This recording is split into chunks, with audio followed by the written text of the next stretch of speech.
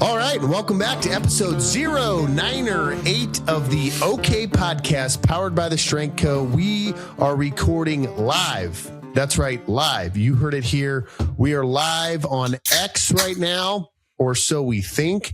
We can never really prove if these things are true, but we are trying to be live. And so if we're not live, we hope we're live. But wait. Let me just, if we're live, this is an abomination. I'm just trying to link you to it on Instagram. Go follow us on Instagram. We got 601 followers. Ooh. Okay. I think we're live, but we're always live. And I'm live from Costa Mesa, California. My name is Grant Broggi. I am your host. The price of Bitcoin is $65,449.43. Don't worry, by the dip. We're still dipping, I think vacation spots in Jalisco, Mexico are also dipping right now. Buy that dip too. There's a few dips out there that you should get. And we are here to give you the real state of the union, which is the state of trash. Some of you may still be logged in. If you're tired of that, just hop in over here. We're live on X. I'm live from Costa Mesa, and I'm joined by my co-host here, Major Jeff Buege, Jeff Biggie for you American types, joining us. He's a member of the Killer Bees. He's from the greater Salt Lake City area. He's currently not in a drilling status. And also joining us, you're not drilling, right? You're good? Not currently drilling, no. Yeah, also joining us from Marfa, Texas. Marfa, that's Marfa. Close. Marfa. That's like Marfa, okay? Marfa, Texas. I don't know where it is, but I know it's real. Because someone made an order from Marfa, Texas, and I said, you know what? That guy is going to get a shout out that he's never even heard of on the OK Podcast, which he probably doesn't listen to. Is Mr. Tres Gottlich, Robert Gottlich III, father of three. That's why he's the third. God knew he'd have three kids. This is episode 098. We got a lot of exciting things to talk about. We got a guest from Texas tonight. So if Southern Grant comes out, that's because we're from the South. Texas. Yeah. So you may get a little Southern Grant tonight when old Justin Jones comes on the line, keeping it rolling with our D-list celebrities. But first, no insults to anyone. We don't want real celebrities. We want D-list celebrities. BW Tax said today, do you know this guy? Matt Ronan, friend of the show. Hello, BW. Glad to finally talk to a warm body. I have a quick W4 question for you. I won't give any PII after that. Loose lips sink ships. But we're glad that the calls are rolling into BW. Matt, we appreciate you. Friend of the podcast. I've seen you in the comments before.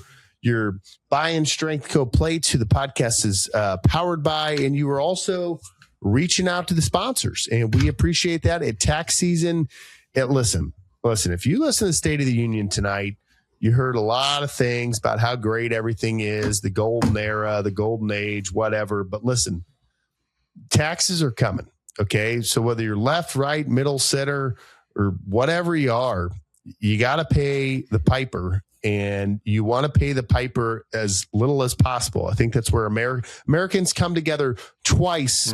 And in my lifetime, I've seen Americans come together twice. When USA defeated Canada in hockey, which we will talk about, and every single year on April 15th when it's time to pay taxes. No one wants to do that. That's your money. You work for that. So call BW Tax, bwtaxllc.com. And with that, I'll kick it over to the three. All right. Hey, great intro. Great work, everybody. Showing up to the brief on time. All right. Cracking cold ones. It's good. Stay hydrated. Hoorah. All right. Let's kick this off. Looks like we got the slides pulled up. Let's kick it over to S1. How are we looking admin wise? That's you, Trey. Sir, really nothing major for the group except I'm going on leave for the next 2 weeks. I just want you to be aware of that. I submitted it to the XO, just waiting for him to confirm it. So I'll get with you offline on that. Outside of that, a lot of legal stuff coming down. A lot of Marines not throwing away their trash, and that is an NJP offense. as the battalion commander's guidance came down. So we're going to be prosecuting some Marines for either not throwing away trash, throwing recycling in trash, throwing trash and recycling. Can't mix them. It just not acceptable. So, sir, that's really all I have. I'll update you on the legal status of these Marines later. Excellent. Hey, Yeah. Trash 5 real quick. Just Trash 5 here, not Trash 6. Are you telling me as our admin chief, you don't know how to put in leave? Oh, sorry. No, I put it in. I just wanted everybody in the group to know you have not approved it yet. So it's that makes more sense. That makes call more that sense. putting you on blast. Yeah. Yeah. Talk to me on a sidebar. Actually, let's have a sidebar real quick. Okay, got it. And often one of my favorite tactics is like that. I haven't gotten any traction from the emails or the that I sent 5 minutes ago, the stuff that I've said in the office, but like, I'm going to drop this here in this meeting. That way I have all these witnesses and the commander. Yes. And so I know it'll get actioned now. And then they're not going to say anything.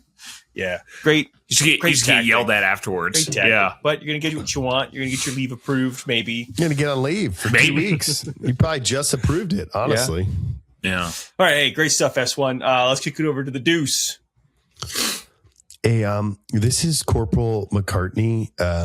My S2 got selected for MARSOC, and no one here knew that he applied. I know he was motivated, but I guess he's going to like Ascension and Systems or something. ANS. I don't really know what it stands for, but he left and he's gone, and so. He told me to do my best, and so I'm going to keep working on the laminator, and I'm hoping that, yes, sir, pending any questions, nothing for the group. He told me to say that if I got nervous. Okay. That's what I love about the Marine Corps is people can just leave and you will never see them again. Like, S2's gone forever? Okay. You're like, well, he was here for 2 months. So I guess we'll get another one at some point. Okay. Oh, yeah. No, me and him are really good friends. Right. He's gone forever. Yep. Okay, that brings it here over to Ops. Ops, we're up to our eyeballs in prep for the trash operations inspection. The toy, as they call it, the TOI. We're updating all our binders. The toy. We've got all our binders. We've got hundreds of binders in the S3 right now that we're just updating. None of them have been touched for 2 years since the last toy. But hey, we're updating them. We're basically just changing dates and getting new signatures on all the pieces of paper that need signatures and dates. And we're not really changing any of our policies or actually like doing anything different, but we're going to pass the inspection with flying colors because we have great binders. That's all I got for the three. Hey, Trash 6 here real quick. Just want to make sure when we get the new binders, that means there's old binders, new binders, make old binders make trash. Just secure it. Excellent. Thank you, sir. Thank you, sir, for covering the cycle of operations of trash. Thank you. Always a good reminder. It's the fundamentals, and we got to be brilliant in the basics. Let's turn it over to... Hey, that's why you're an Iron Major 3. You get it. You get the big picture, okay? You get the big picture. You commanders listen to that, company types. Once you become a major, you just macro, no longer micro. Macro trash. Mm-hmm. And then for you lieutenants in the room, that's big trash. We're looking for big pieces of trash, okay? Big blue trash. All right. Okay, S4 trash. Logistics. What do you got for us? That's you, Trey. Oh, is that me? Yeah. Sir. I'll help you out. I appreciate that, sir. Yeah, sir. For the group, I just wanted to let you know, Phasmo still come down the pipe here in a couple of years, so we're just always getting ready for that. The main thing, though, is I don't know if you got the email that I sent out. Our readiness on our dumpsters went from 10% to, I would say, we're roughly around 20%. So we're up. Heading in the right direction, sir. That's good. we're up. So outside of down. that, yep. I want to thank all people for the working parties for the for picking up that trash. They call those emu bobs. Is that what they call them now? That's what they call them there. Emu bobs in Australia. Yeah, for our Australian listeners. Oh, wow. Very insightful, sir. So, we'll have another working party here today, so I'll just be expecting those Marines back again. Thank you. Hey, good brief, 4. Good brief. I know that generally put our best major as the XO or the 3, and it's kind of that guy with a messed up career that we put in the 4 spot, but we appreciate you. We appreciate what you do. We do, and a good 4 is a good 4. That's what I've always said. Yeah.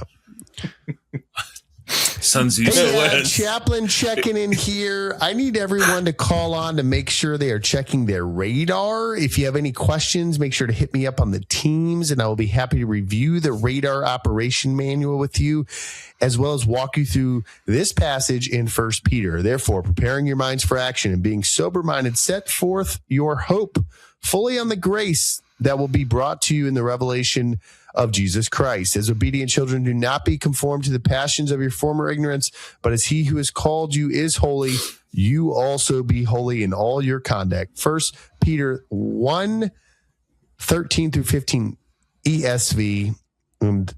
Trash chicks here. I said a couple words wrong. NASB on the brain.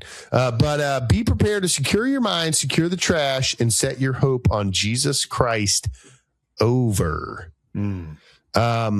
So, Chaplain, appreciate you calling in. You don't have to say over. You're on the call. Okay, it's you're on the call. So this is not radio transmissions. It's live. It's live on X right now. You can just stop talking, and we'll know that you're over. Very well. Good advice. Good advice. Yeah. Good advice in life. Okay. Any medical dental types in the room? Brief our readiness. Yeah, sir. This is HM1 Doc, as a lot of you call me. We just PHAs. Okay, I know you did your PDHA, but we need to do your PHA, which is separate. And no one can go to sergeant's course unless they've done PHA. And I've sent the link to all of the corporals and below to their emails that don't exist because they're not MXN, but I emailed it to them anyway as if they had it. And so if they could just log in and do the PHA, that would be great. And besides that, I have nothing further for the group. Good brief. Good brief. Okay, let's keep it over. Trash 6 here. So you mean to tell me you sent emails to email addresses that don't exist? Well, sir, technically they would. I mean, I'm not the S6. I don't want to take away from the 6's brief. They could exist, but technically they don't. But they would if they were on MXN. And I think finding everyone's phone number would be hard. So I just did that instead. That way I can say I did my job. And then, do you know what I mean, sir? 5, you're going to need to talk to her offline. Yeah. All right. Go ahead, 3. Okay. Thank you, sir. S6. Maybe you have an update on these emails and where they went or did not go. Yes, sir. I'll get with the doc on these theoretical emails. We'll get her straightened out, sir. As far as prepared, we're still working on those record jackets. As you know, it was brief last week. We threw them all away, start all over. It's going about like you would expect. Probably have to throw them away again, but we'll get them right eventually. We're in the middle of a Comex right now, so we took a pause from the record jackets. We set up this sloping V. Been prepared for this long range comm that we're doing at the Battalion Fire X. I believe we're sending some batteries various places. I don't know. No one really filled me in since I'm all the way up at the middle of nowhere up there. But yes, sir, that's really all I have for the group. Hey, real quick, Gunny here, Com Chief. Thanks, sir. Appreciate what you do as my lieutenant and everything. I just want to remind everybody, October 1st, you need to do Cyber Moo, CYB. Cyber Moo. Just type it in the MarineNet. Go in there and do it. And if you want to get these email addresses created, you got to do Cyber Moo. It's a 2-part test. You can test out if you want. Anyway, sorry to cut you off, Lieutenant.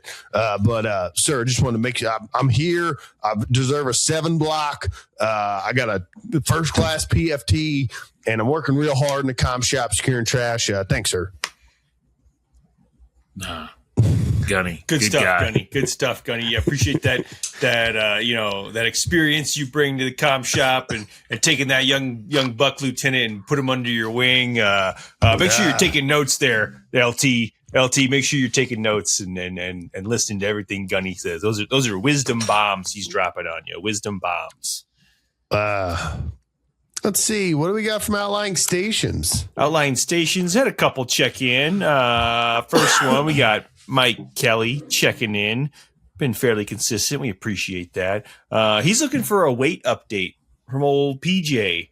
Wondering how PJ's tipping the scales these days. Oh, yeah. My boy's PJ, still drinking milk. PJ, just put your body weight across the bottom of the screen. Just have it float by. I'm going to go on a limb here.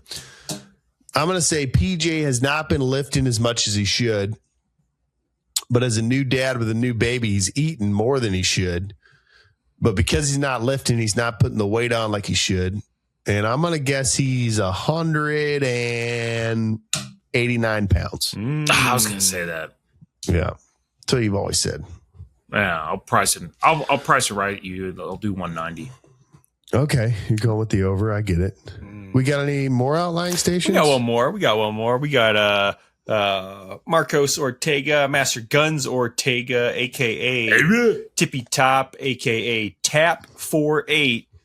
Roger, over is what he has to say to us. Just checking in. Just checking in with a comm check. Just a quick comm check. I appreciate the brevity on the radio. And Tap 48, Roger, out. We appreciate you. I didn't hear from Shawnee Shep this week via OK Podcast, but I did see him in person. What'd you say? He's probably driving. Didn't want to text and drive. Yeah. Smart. Yeah, drink and drive. Safety behind the wheel is priority. Yeah. Old Shawnee Shep, saw him in person.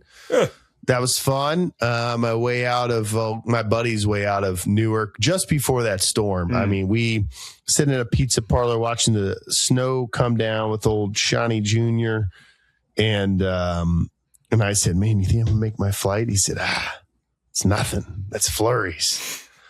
And I said, oh, okay. And so good to see him. Friend of the podcast. Said I can fly. Friend of me. I can fly. Yeah, that's what the airbags are for. Yeah. That's what I've always said. Should we start the show? Let's start the show. I think we should start the show. You got about 10 minutes before the guest comes on. So, excellent.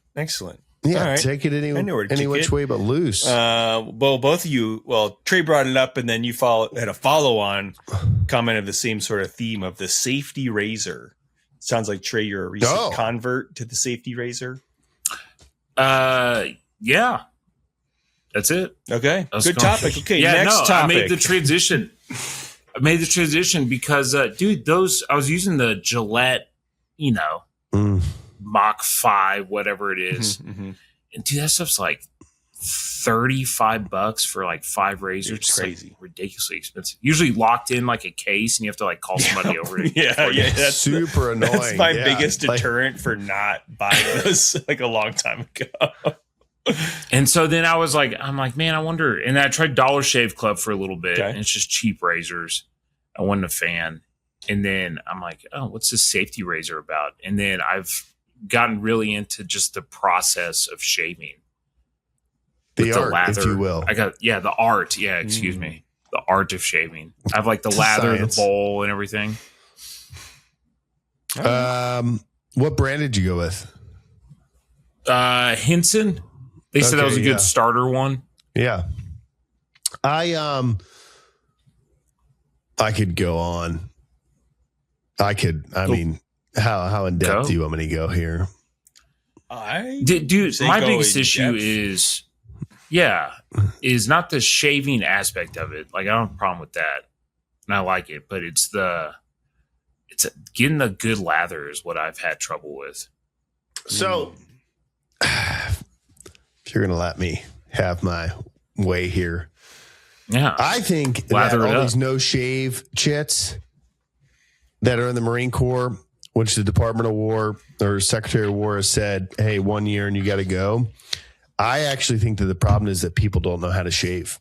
They have no idea how to shave, and they buy these stupid razors with multiple blades, and it causes a ton of problems. And the real answer is if you need to shave every day, like, one, you have to take your time, and two, like, you need to, it's like cutting a tri-tip.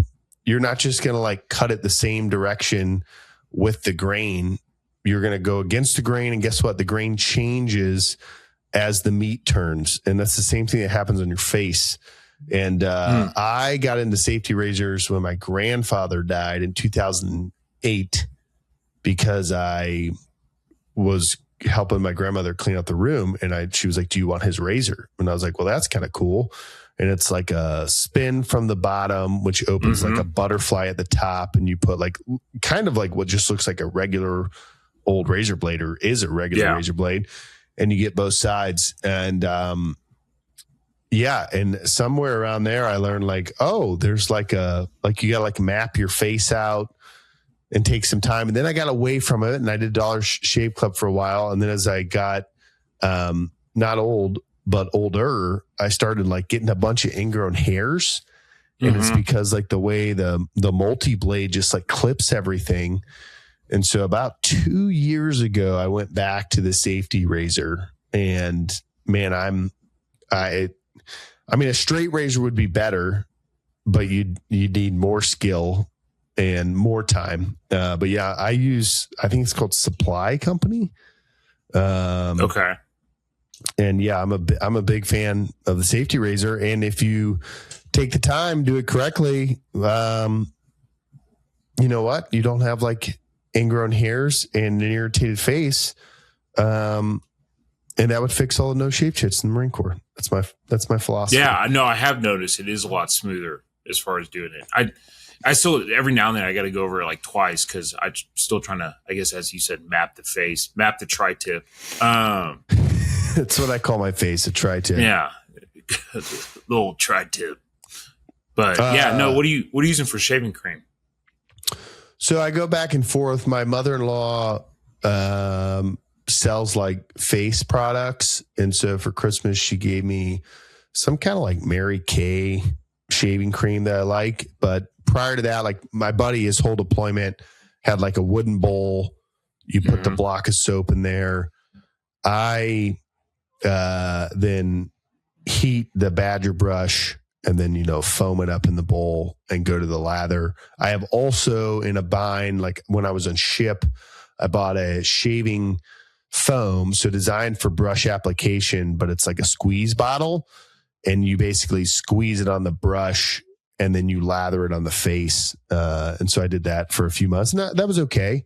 Not as good as like a bowl with like a hot lather. But yeah, no, I'm all about like Badger brush, soap cube, mixing it up. I'm in. Yeah.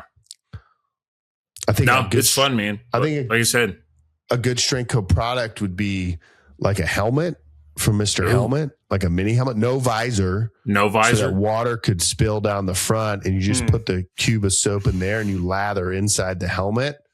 Idea, Mr. Helmet, green gridiron green. Click the link in the show notes. What's the learning curve like on the safety razor? Well, Trey's done it more recently, so I'll let Trey go. Yeah, it's still taking me a minute for sure. But I think the hardest part, first time, yeah. The last couple times I've done it, it's gotten much better. So, are you 10 shaves in? Are you 5 shaves in? I'm probably like 5. Okay. How often you shave it? Yeah, I do it like every 2 to 3 days. Must be nice. It is Marine, nice. Always Marine, Trey. Yeah, I have a no shave shift with my company, so That's good. They're a little bit more lax. Do you have it on you? Can you go ahead and just produce that and hold it up to the camera, please? Yeah, please. Make sure it's still within date. I have flown with my safety razor. I don't even know how many times. 50? 35? Like more than 2 dozen. And I had a red eye to New Jersey, my buddy, last Wednesday, Godfather 6. And I go through and I get stopped. And they're like, what is this? And it's like all my coins. I had like all my Godfather coins. I'm like, they're coins. I'm like, what do you mean they're coins? I'm like, they're like challenge coins. They're like metal discs. Yeah, like they're round and they weigh things. So they're like, okay, those are fine. What is this? I'm like, it's a razor. I'm a Marine. I shave. And the guy's like, well, you can't bring that. And I said, I've literally flown to this thing at least 2 dozen times. Oh, that's the worst answer. But you must have flown with it without a blade. Said, nope, definitely not. Definitely always flown it with a blade. He goes, well, you're going to have to leave and throw the blade away. And I said, well, here, let me show you. And I unscrew it. And I go, I can take the blade out right now. There's a trash can like 3 feet from me. I said, I can just throw it away. He goes, no, if you keep the blade, I'm going to have to keep the razor and you won't have the razor. I said, well, I don't want you to do that. I'll just throw the blade away. Can't throw it away there. What do you mean? Well, if you throw it away there, a TSA agent can cut their hands. I said, okay, well, what would you like me to do? I would like you to exit security and throw it away in a trash can in the lobby. I said, so a customer of the airport or the Orange County airport staff can cut their hands, but a TSA agent can't. He goes, yep. I said, so you want me to walk out of security, throw it in a trash can, then walk back through? He goes, yes. And when you do, you're going to get flagged again. And I said, okay. And everything inside me, like prior to being married and having a kid and like just being an a-hole, wanted to like be everything that was inside me. And I was like, all right. So I like walked out. I threw the razor blade in the trash can. Poor Orange County airport employee probably has a cut hand. Walked back through security. Walked back through security. Same guy. Love it. Acts like he's never seen me before. And I'm like, hey, should I hand you the razor now? He's like, sir, just put your bag in the conveyor belt. I'm like, no, I'm the razor guy. And the airport's not busy, by the way. Oh, yeah. Like, it's John Wayne, right? I don't think, John Wayne. I don't think a single person had gone through in the time that I like walked around. He's like, sir, just put your bag on the conveyor belt. I'm like, okay. So I put it on the conveyor belt. It gets flagged. It goes on the secondary track. And I'm like, okay. And he doesn't come look at the bag. Someone else does. They're like, any idea why we flagged you? I said, well, yeah, I think it's my razor blade. I was just here about 90 seconds ago. And they flagged for the razor. She goes, no, it's these metal discs. What are these? They're coins. They're coins. What do you people want from me? Yeah. And then on my way out, and we'll kill this safety razor story because there are guests in the lobby. On my way out of New Jersey, I get stopped again for the razor. So by the way, I went to New Jersey. I have to buy shaving cream and single blade throwaway razors to shave for 4 days. I'm driving to New Jersey. I go to meet Sean Shep, and I'm like, I forgot to leave my Barbasol shaving cream at the drill center. So I walk in to meet Sean Shep, and I'm like, here's shaving cream. And he's like, okay, why would you give me shaving cream? I'm like, well, because I can't fly with it, and I forgot it. So I gave him shaving cream, which is funny because I took a couple photos with him, and he's holding shaving cream. And then I'm flying out, and they flag my bag again. No more disc, right? The discs are all gone now. And it's this nice young black female. And she's like, what you got here, boy? And I'm like, well, I think it's my razor. And she's like, yes, the razor. I see it flagged right here. She like opens it up. She like, pulls it out. I said, well, there's no blade in it. They stole it on my way here. She's like, who they? I'm like, well, technically you, TSA, you guys stole it. She goes, you ain't got no blade now, but I'm going to have to keep the razor.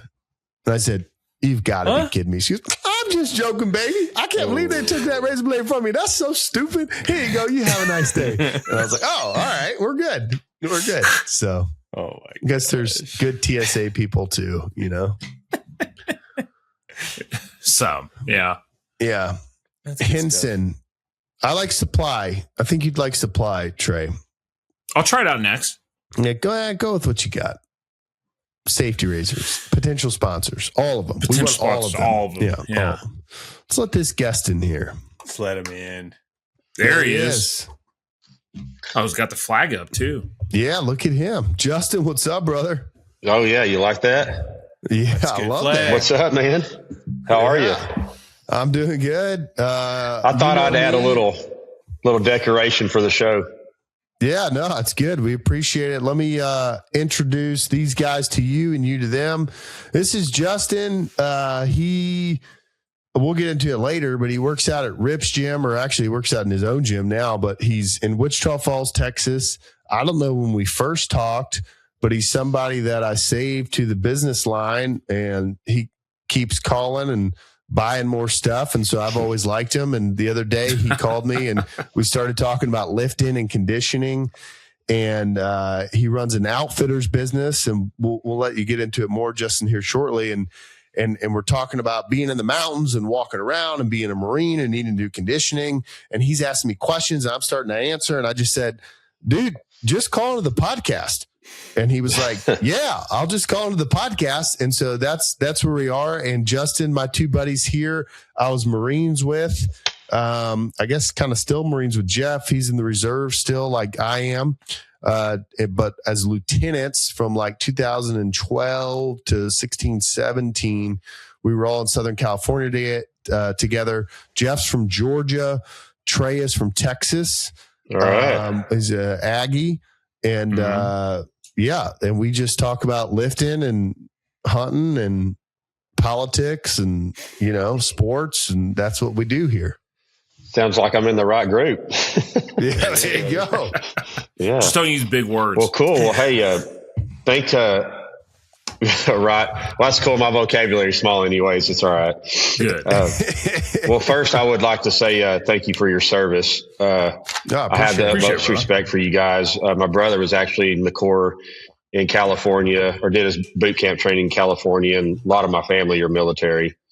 Awesome, man. Again, thank you very much for your service. You're in Wichita Falls or thereabouts? That is correct. Okay. Like, how far are you from Rip's Gym? 8 minutes, 10 minutes. Close. Yeah. Which, if you know Rip, that's too close. Yeah, it's way too close. Yeah, you got to be, Grant, you got to be an hour from a Sam's Club. I was like, well, Rip, I'm kind of a Costco guy. Yeah, that's the problem. Okay. Yeah, that's the problem. You got to be an hour from a Sam's Club. Oh, dude. Okay. Well, I'm coming out there in May, so we'll have to hang out. Please do. Yeah, let me know. Yeah. You come out to the house. So, for sure. So when did you? We'll get into lifting, and I want to get into hunting stuff, and we'll kick it around. But I'll kind of get the conversation started. Did you No.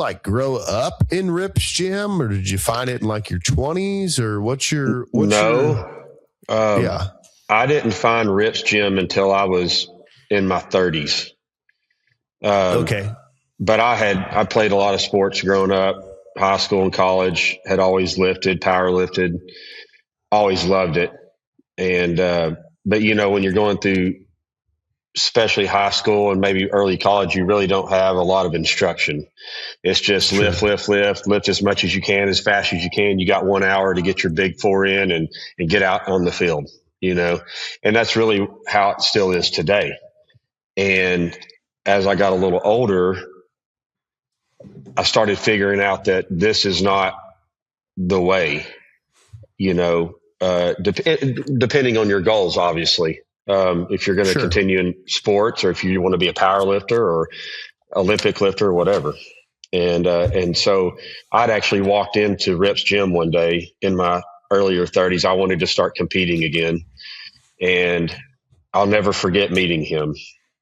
he was like, wait, so I got to pause you for a second, and I want to hear about this moment when you walk into his gym. But did you like know that Starting Strength was a popular book and the author of it happened to be down the street, or were you like on your phone looking up a gym and just literally stumbled in? Well, no. So there were a few like Gold's Gym, and we had a Powerhouse Gym. We had other bigger commercial gyms here. And for everybody in this group, you've obviously worked in a big commercial gym before, and it's impossible. Kids on their phones, people walking around. And I was like, this is never. So I did a year of that. And a friend of mine told me about Rip's Gym. I still didn't know who he was at this point. And so I walked in. I said, hey, it's small. It's old school plates. I'm already liking this. And I'll never forget the first time that I unracked the bar to squat, and I hear Rip's voice, and I still didn't even know who he was. He's like, rack that shit up. You're doing it all wrong. And I was like, I felt like my dad was about to kick my ass or something, you know? Yeah. Really didn't know. And so he comes over and he goes, let me show you what to do. And he grabs my hips and he pushes my legs out. And he's like, he just like manhandles me for a minute. And I was like, I don't even know what to say right now, you know? And from then on, it was kind of like, I wasn't even sure if I wanted to come back or not. But then I went home and I was like, man, that was pretty badass. Like, nobody ever does that anymore. Right. And so I went back and then started training there with some of their other guys, Nick and all those guys that are there. And then I have a lot of friends that have trained there over the years, that have powerlifted, competed under Rip and Nick and all those guys there. And so I just kind of fell in love. Did you already have a home gym at that point, or were you, or not yet? Nothing like what I have now. It was very minute. Yeah. And, just as course went on, I learned a ton, and I still go back up there and I lift with Rusty and all of those guys fairly often to do spot checks, or, we go to lunch together. He'll come over here or whatever. And, it's always good. I don't care how good you are or how strong you are. It's always good to have somebody watch from time to time, to help you grow and learn. And, I still go up there. Or even just to lift with somebody, I on deployment, I lifted with a bunch of Marines. Now that I'm back, I've been lifting with Ray, he's a friend of the podcast, and he's a 61-year-old dude, and we lift between 8 and 10 in the mornings, Monday, Wednesday, Friday, and there's just something about like just another person in the room. Like I'm gonna work a little bit harder. I'm gonna, yeah, he's not a coach by any means, retired firefighter, but someone being like, hell yeah, brother. And you're like, yep, I'm going to keep going. Right. I got to go now. There's a lot of value to that. Yeah, no, for sure. Okay. So met Rip, kind of got you. And then did you're an athlete, you play college sports and stuff. Did you ever like run the program, like 3 sets of 5, 3 days a week? And after, yes. And I still do it today, in fact. Yeah. Yeah. So, yes, when I got to like playing baseball and then softball and all that kind of mess, I kind of got more into powerlifting competitively again and wanted to get bigger and stronger. But as you know, as you get bigger and stronger, your flexibility leaves you. A lot of other things leave you as you get older. And I don't know how old you guys are, and it doesn't really matter, but yeah, I'll be 45 this year. Okay. And you got about 6 years on the crew here. Okay. Well, that's cool. Yeah, well, maybe you guys can teach me a few things, Yeah, I don't know.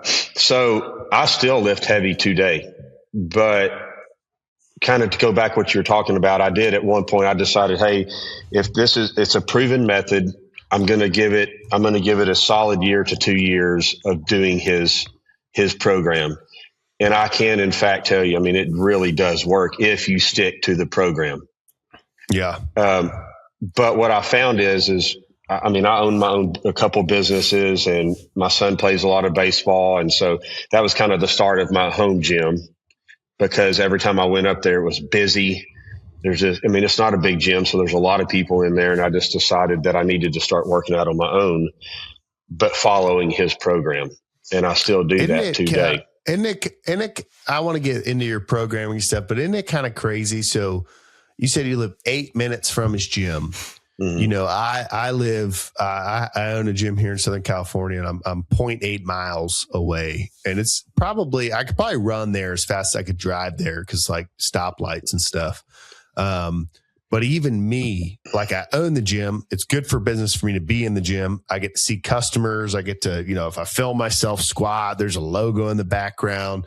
And in the back of my mind, all I ever think about is, man, I just like want something here at the house. Yeah. So that, I wake up before the kid, and it's like, well, I could be squatting right now and I could knock my squats out. And this would not be ideal programming from a progression standpoint, but it's if I wake up at 6 and the baby doesn't wake up until 7 and my wife's still asleep, I could go to the garage or the backyard and be done with my squats. And then later, all I would need to do is press, which I could do at my, my warehouse, or go to the gym, or whatever the case is. And it's funny how when you're busy and you're 45 and you have kids and they play sports, whatever the case it is, like every minute almost matters. And you're 8 minutes away from, in my mind, the best strength coach in the world. Right. No, and people would argue, but in my mind, like, no one has brought strength to a more general population and made it accessible and taught people to lift and get strong than Mark Ripito. And you're still like, and not as a knock on you, it's just reality when you're at this stage of life. Like, man, driving there, and if I gotta wait like 5 minutes to get in a squat rack, like, I don't have time for that. Like, I gotta squat, Yeah. Well, and you guys are busy with your careers and what you do, right? Kids and family. And so time is everything to me. And my workout days are still Monday, Wednesday, Friday. And as God intended. And my meals, I eat at the same time every day. All 6 meals I eat at the same time is within 20, 30 minutes. And I meal prep, and wherever I'm at, if I'm on the road, whatever, I just eat, whatever. So I stick to that regimen, and it still works. Now, the caveat is to that, and I think you can agree, is that at some point you're going to hit your plateau, or you're going to say, okay, I'm 40 or I'm 45. Where is that top line? What are you willing to load on your back again? Where does it stop? And then that's where you kind of reprogram your training for your speciality, for what you do, right? Yeah, I think, and I want to get into this. I want to get Jeff into the action. He's kind of does more conditioning than I should do more, but he knows a little bit more. But I guess to give the listeners a little bit of an idea. So you're 45, you own some businesses. We're going to talk about your outfitters business because we all like hunting and stuff, and we want to talk about that. But like, I don't know. What's your best squat, bench, and deadlift? So people have an idea of the numbers you're kind of talking about. So right now, on my 44th birthday, I squatted 415. Nice. So Friday will be my heavy day, and I'll do, your normal warm up, 2 sets of bar for 5, 185 for 5, 235 for 3, 285 for 2, 325 for 1, and then I'll hit 365, 370 for 3 sets of 5. That will be Friday's workout. Okay. And then Friday is also press day. So I'll do overhead, all my warm-ups, and then I'll probably do 185. I may, depending on how I feel that day, I may try to push 190 for 3 sets of 5 on the overhead. Okay. And then I'll do my warm-ups on squat or deadlift. And again, depending on where I'm at, I'm going to at least try to do a set of 5 of 425 to, 445. And what are you weighing right now? 217. Okay. I asked that because I want to get into what you started to ask me on the phone, because I think it's interesting conversation. So, I mean, Trey was in the gym 2 weeks ago filming this podcast. When it was done, he pulled 405 for 5. Jeff is a 485 deadlifter. And there's some kind of I don't know exactly where the threshold is, but if you're around a 200-pound male, which we kind of all are in various ways, it's you got to get your strength up before you focus on other things. You got Sure. If you're 200 pounds, you need to be able to deadlift 405, right? If you're 200 pounds, you need to be able to squat 315 or more, right? You can do more. You need to get your press up, you need to get your bench up. And then at some point, though, it's in order to keep those things going up, I have to spend a ton of time in the gym, focusing on recovery, focusing on my protein. And for some people, that's worth it. If you're in the sport of powerlifting, you're like, hey, this is my hobby. This is the thing that I do. I care so much about taking my squat from 425 to 440, or whatever the number is. Right. But for most people, it's hey, I want to be big and strong because it's just a better way to go about life. But I also run a couple businesses. I have some kids. I got a wife. I'm in the Marines, whatever it is. And it's I want to see the numbers go up, but it's no longer my goal, my number one goal anymore. And that's where I am, right? I've squatted 505 before and I've failed 515. That's my best lift on the squat. I actually have zero desire of squatting 510 and hitting a PR. I have I could care less. I have a big desire to keep my squat in the 400s. Sure. But I also need to be able to run and I need to be able to do stuff. And so you need to be athletic. Because when you specialize too much, you become bad at other things. When I squatted 500 pounds, I could not run a 24-minute 3 mile. I could not at that time. I was 240 pounds. I would not have been able to do it. And so it's if I top my squat out at 465 or 450 or whatever the number is, doesn't matter. Well, now I can be a little bit lighter body weight and I can do other stuff. So I guess my question to you is, you're kind of at that crossroads, and what kind of physical stuff outside of lifting are you needing to do that brought you there? And then kind of what are you thinking in terms of conditioning and the way you kind of want to take that? Sure. So I've actually started implementing, and actually it's funny you bring this up because Rip and I had a very heated discussion about this several years ago. Of course. And I have an outfitting business. My partner, I do. He lives in Wyoming and I go up in the fall. Okay. And it's very physical, especially elk hunting is very physical. I do a lot of archery elk hunts, and they're very physical, very demanding. Even before you kill one, you're exhausted. I mean, you're pounding the mountain. I sleep, my daily, I'm up at 3 a.m. I'm catching horses. And mind you, I'm a 5-hour horseback ride from trailhead just to my base camp. And then you're on horse every day for hours and hours all day. So I'm up at 3. I'm catching, saddling, feeding. Then I'm getting customers up. Then they're getting dressed. My cook's already cooking. And that deal goes on. And so Rip was we were talking about being stronger in the mountains. He goes, Justin, that's all bullshit. All you need to do is have big, strong legs and a big, strong back, and you're going to be fine. And I said, Ripto, in all due respect, hands down, you know more than anybody I know about big powerlifting. But sure. I'm telling you, you're full of shit when it comes to pounding the mountain, because muscle takes more oxygen to fuel than fat. Yep. Simple fact, right? And if you don't train for what you do, you're not going to be any good at it. And that is, especially if I've gotten a little older, I've had to find where that happy median is of still lifting heavy, being strong, but implementing other lifts into my program, such as farmer's carries. I started doing a lot of burpees. So tomorrow I'll do 100 burpees. After I'll do a circuit where I do 25 mountain climbers, 15 to 20 burpees as hard as I can, 160 feet of farmer's carrying 100 pounds in each hand, and then 25 more burpees as soon as I hit the floor.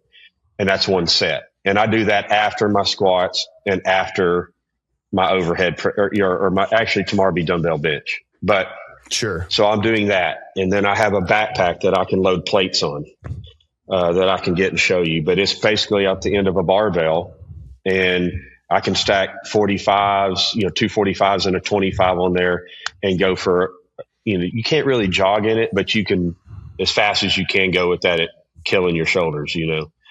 Yeah. So I do a lot of strenuous stuff, heavy man bag or strong man bags. Those are another big, good exercise. That's real life stuff, right? It's not a unilateral move like a squat or a deadlift. I can't tell you the last time I was in the mountains and had to put 405 pounds on my back and squat it. And you guys can respect that as being Marines. Way better than I do about humping rucksacks, big heavy sacks up and down the mountain, the crucible, all the stuff that you do. Hell, you need to be teaching me that. You know what I mean? And so you guys know that unless you're doing extracurricular activities, extracurricular stuff, you humping 100-pound rucksack up the mountain, up and down, up and down, up and down, or running 5 miles every day is not very conducive to you lifting super heavy. Yeah, I want to kick this. I want to kick this over to Jeff because I feel like he'll have some good comments on it. But I also want to say, the reason I had Justin say that he can squat 415 and press 185 and deadlift in the 400s is because this conversation really only becomes relevant when you've done the work to get your lifts up. And that's where I think Ripito is right most of the time. It's most of the time it's like you get a new lifter and they're like, I want to squat 400. I want to run a 20 minute 3 mile. I want to do 30 pull-ups. They have like all these goals. And it's like, well, brother, if you just focused on getting strong, all those other goals you had would get better. You may not achieve them, but they would get better. And, but the problem, not the problem, but the area that I think Justin's in is where a lot of folks are in is like, hey, I did get strong. Am I the strongest? No, but I'm not a 38-year-old weak guy that can't squat his body weight, right? I can deadlift double weight my body weight. Yeah. And I have other aspirations. And I actually think you're in a small population, Justin, compared to most folks. And I think we all are, all the four of us here, we're kind of in a small population. And so I say all that to say, I think the name of starting strength is so intelligent because it's exactly what it is. Hey, when you're starting strength. And then it's well, there needs to be a book like Living Strength and then another one called Finishing Strength. Right? No, I'm serious. There's the barbell prescription, which says strength training after 40, which I think it should be titled strength training after 60, because a lot of the changes they make, I don't think a 40 to 6-year-old man is old yet. Right. I think there's still a lot that can be done. Right. So I think there's a living strength book. And then I think there's a finishing, which is Trey's grandmother wants to learn how to squat. And it's hey, this is also possible too. But, anyway, I say that as a precursor, but Jeff, you've done a lot of conditioning stuff. You've done the long runs. You've done all that stuff. What are your kind of thoughts on what Justin's saying? No, I think that's funny. That I would have loved to hear that argument between you and Rip. Cause I think there is something that okay, if a guy that's got a 400-pound deadlift, 300-pound squat, he could maybe go one day in the mountains and be okay. But at the end of that first day, he's going to be just wrecked. And then if you got to get up the next day and do it, he might do okay for a little bit. But if you're doing this, I looked on your, that guiding website, you have some 10-day hunts on there. That guy's not going to make it if they have no conditioning base. So if you have the strength and then you throw in the conditioning base also, that's where you can start stacking those long days on each other, and then actually express your strength while you're doing it, because your body has the aerobic ability to handle all that workload and then recover from it overnight and then get up and do it day after day after day. So I think that's the big thing is that strong guy might be good one day in the mountains, but you start asking him to do this, multiple days in a row, he's just going to get wrecked at some point. Yeah. And I've seen that a lot as a coach is and even just not even going to Wyoming and hunting elk for 10 days. But it's I'll be coaching someone in the gym. They're doing great. And they come in on a Monday and the weights are beating them up and they start complaining about knee pain. And then you're well, what'd you do this weekend? And they're like, oh, me and my wife went to Yosemite. I'm 50. And we hiked whatever mountain, which is great, which is phenomenal, right? Like, I'm so glad you went and did that. But it's like, well, one, of course, the weights are beating you up. You like out of nowhere did this extremely physical activity. And then two, of course, your knee hurts. Like, you don't usually hike 6 miles up, to the top of a mountain and back. And you did out of the blue. It's just a completely different set of muscles. I mean, and that's what I was trying to explain to Rip. I'll give you an example. So my partner lives in Wyoming, just outside of Cody. TJ is a big dude. He's just a mountain dude. He drinks a lot of beer. What are we talking about? TJ, I like him already. 250, 260, somewhere in there. When we get done with sheep season, he'll shred down to like 245. But he drinks a lot of beer the rest of the year, and he still kicks my ass. He's just got bigger legs. He's just a bigger dude, but he's born and raised there. He pounds the mountain all year long. And so there is strong. You just need to drink more beer. You ever thought about that? Dude, I've given it an A for effort. I've really tried. I'm trying, TJ. I swear to God. But he because he's born and raised there. It's the altitude. It's what he is accustomed to. So he can go. I mean, it takes me, if I'm there a week, I can stay with him from then on. But I need a solid week to get my butt in mountain shape to keep up with him. He can just go. But so I do believe there's different structures like you were talking about, Jeff. If you don't do it, you're never going to have it, right? So lifting laterally, like what we do, and if you're not humping sacks and you're not picking dead stuff up off the floor like heavy strongman bags, and you're not doing the real stuff, your body, or hiking long periods with heavy weight, your back, your shoulders, your feet, your ankles, your knees are just not. It's different. Yeah. No, I agree. I do think there is maybe I'm Ripito brainwash. I do think there is if you are strong, you can build up these other medians rather quickly, right? Sure. Where it's like, if you just did farmer's walks and mess with a bag, you'd be worse off than if you can squat, 400 pounds and then you add them on. But yeah, no, I 100% think you gotta, if you have a job, like in your case, going and leading these guides and like Jeff and I's case, still in the reserves, it's like, you can't, if you don't run throughout the year, which is a bad example because I'm not a running fan, but if you don't run throughout the year and you think you're going to go run a good 3 mile, you're crazy. Right. And you can't, like, yes, can in 6 weeks you improve it? Sure. But if you don't have like some kind of metabolic base, or even not even just metabolic, not even just cardiovascular, like if your joints and your tendons and your knees and everything's not used to like, hey, I run once in a while, and you think in 4 weeks you're going to make yourself a good runner, you're crazy. Yeah. So can I tell you, I want to tell you a funny story, if that's okay. So one of my absolute best friends, his name is Dustin. He was in the Army, served 3 tours in Iraq. One of my best friends. He's a good dude.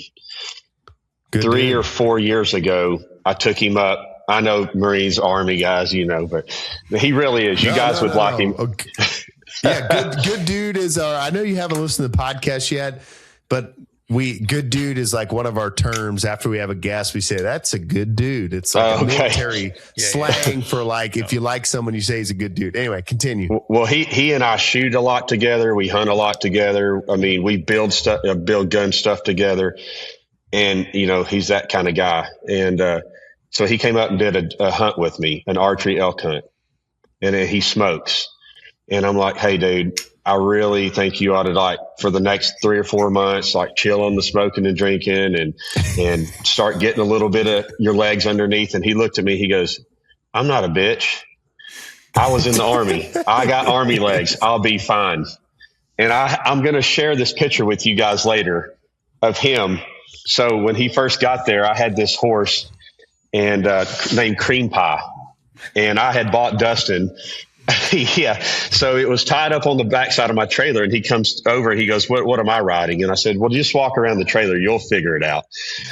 And I had bought Cream Pie this rainbow halter and lead rope, so you couldn't miss it.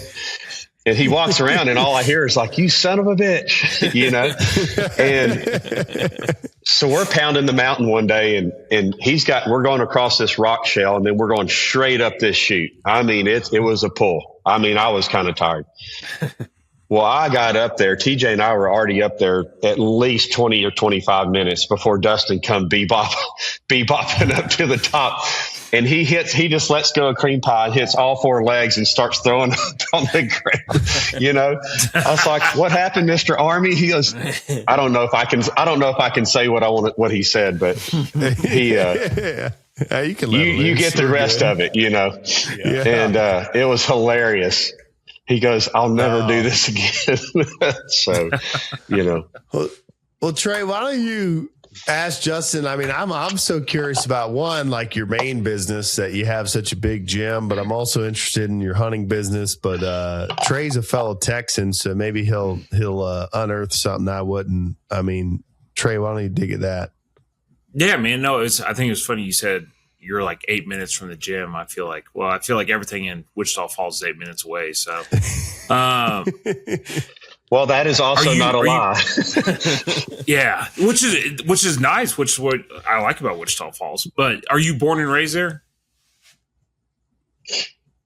No, sir. No, I was actually born in Dallas, and then when I was young, I moved with my dad to East Texas and grew up farming and ranching in East Texas, breaking horses in the summers and all that kind of stuff. You kind of got an East Texas twang to you. What part of East Texas?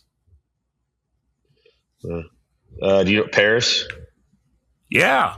Yeah. So I'm in between. My dad lives in between Paris and Texarkana. Okay. Yeah, man, that's pretty furry. So how did you kind of grow up hunting, or did you how did that kind of love affair start? Yeah. But how'd you end up in Wyoming? Well, so weird story. So yeah, I've hunted. My entire family are all big hunters. We all hunt, fish. I'm way more extreme than most of my family. But I was hunting when I got older and had enough money that I thought I was ready to go. Isn't it? Oh, it is nowadays for sure. Yeah. And yeah, if you don't have the money, you're not going. And so I started hunting with a friend of mine named Colby Johns, and then I'd hunted the camp that I have now. Was the first camp in Wyoming backcountry hunt that I ever did, and these camps are held by permits, and the permits generally only come up every 20 to 30 years. So, I mean, people use them but you can't own, it's all wilderness, right? So you're not allowed to own the land. You just hold the permit to outfit in there. So I had met my partner, TJ, up there hunting, and about a year or two later, this camp comes up for sale. The permit did. Monty Hoyst owned it, and he was ready to retire, and he was going to move to BC and just continue doing other things. So he calls me up one day and says, what do you think about buying this camp together? Of course, living in Texas, I was like, hell yeah, I'm 1,000% in, whatever it takes. Oh man, what a learning curve for me, but it was well worth it. Yeah. And so that's years? This is 10 years, 10 or 11 years. Okay. Nice. Okay. Yeah. And is that, you mentioned you own a couple businesses. Is this, I mean, I imagine the outfitting business is a side business for you. It is. Yeah. So my main business, I started in college. I started an insulation and drywall company when I was in college. And this year is actually my 20th year. Wow. Good stuff. Yeah. Oh, wow. And then my wife and I own some retail stores as well. 5 retail stores in Wichita Falls, Lawton, Lubbock, Amarillo, and Midland. And like so we do retail clothing. Yeah. So have you heard of Adam and Eve? Yeah. Oh, you have some of those. Okay. That's me. Yeah. There you go. Okay. Yeah. All right. Cool. Someone's got to sell it. Yeah. No, nice. No, it's brick and mortar is, man, it is. It's going to get me out of construction. I'll tell you that much. I mean, there you go. And then Jeff, I got to say, I really like your Liverpool deal in the back. We were just up there not too long ago. Oh, cool. Did you see a game? Yeah. My wife is English. Yeah. Oh, nice. No, we didn't get to see a game. Okay. We went up, and we're going to hopefully next time, but her parents still live right outside of London. So we were up there a lot. Cool. That's cool. And, but yes. Yeah. But we'll talk about that another time. Big Premier League fans. So that's kind of how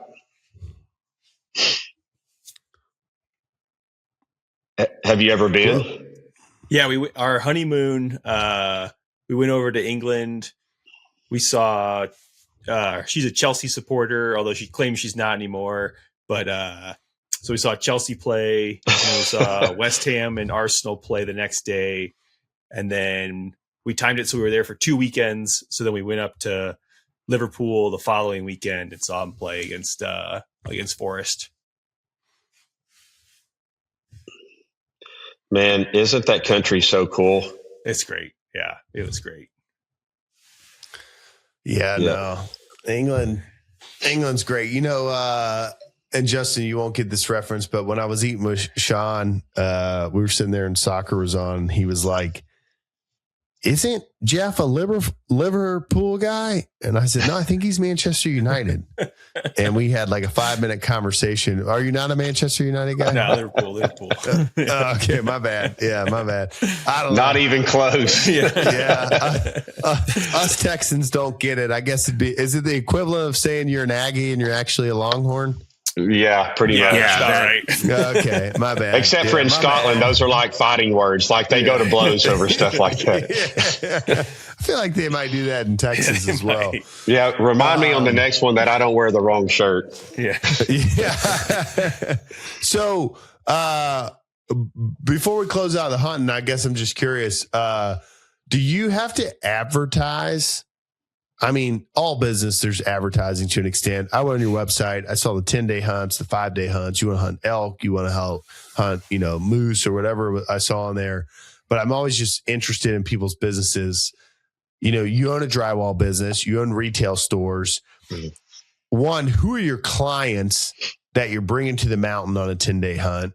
And then 2, how do you find them? And do you try, or is it like, hey, you want to come hunt elk? It's $10,000, and that just like separates who you deal with? No, so we do. We used to do a lot of shows, Dallas Safari Club shows. I mean, Michigan show. We used to do quite a few shows, hunting shows around the U.S., especially for the first, I'd say 6 or 7 years. We pounded the pavement pretty hard. And now we have such a big, thank God, we have such a big following and a lot of repeat customers that, I mean, we're booked all the way through almost 2028 right now. Wow. Oh, that's awesome. Yeah. And are those Texans? Yeah. I would say probably 50% are from the South, Texas, Oklahoma area. And then we have a fair amount of guys from the East Coast that come over, and then some, the rest kind of trickle in from all over the place.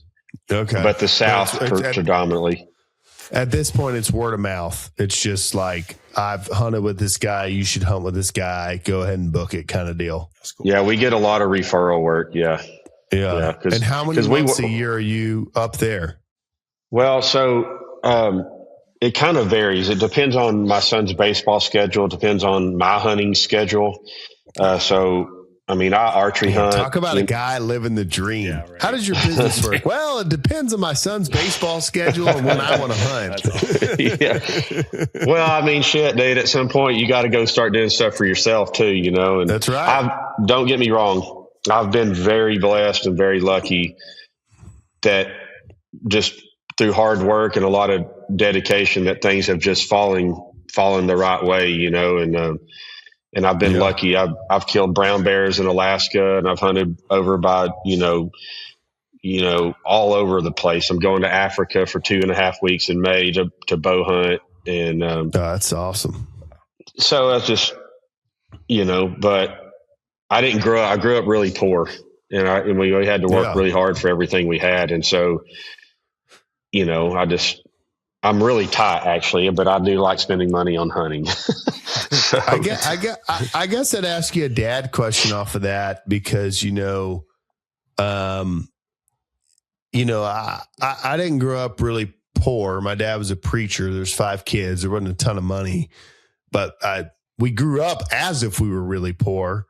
And it it was like, oh, you want something besides cornflakes? Well, then you make money and you go buy it at the store, right? Like that was kind of the thing in the house. And it's like, okay.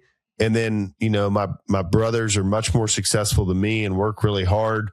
And I'm always like, well, is that what you have to do for your kids? Do you have to make them worry that what the next meal is? Because if you do make some money, it's like, well, I want my kid to be in the best baseball league, right? Like I'm sure you're doing with your son, and I want him to have these opportunities.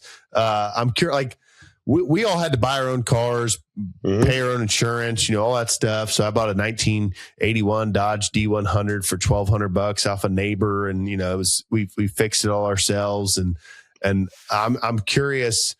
Now that you can spend money on hunting or whatever it is, what's your philosophy with kids? Do you give them anything? Do you give them nothing? Grant, I'm probably what most people call an asshole because I am pretty hard on my kid. I'm pretty hard on my nephews. So in order for my son to play baseball and hunt, he loves to bow hunt. He has to make straight A's. That's rule number 1. And rule number 2 is I only match the effort he gives me, right?